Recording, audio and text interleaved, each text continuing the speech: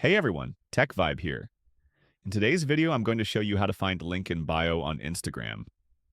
So let's get started. So there's a couple things when it comes to finding a link in bio. Let's say you're looking for a link for a post that says link in bio on it.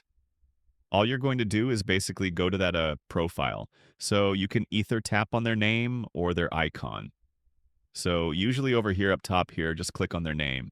It's going to take you to their profile, which will have their bio with a link on it, which is this part right here. Now, sometimes you might have multiple links, so you want to click on more to see, but the link should be listed right there. Now, let's say we're on a reel, same thing. Let's say if you're watching a reel like this, right? There's a link that you need to go to. Same thing. You're just going to click over there. That's going to take you to their page or profile, and you're going to see the links that are here.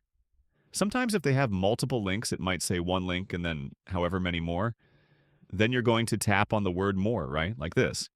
And it's going to show you the other links that are available on that page. So if they have multiple link and you're looking for a specific one, just click on more and you should be able to find it.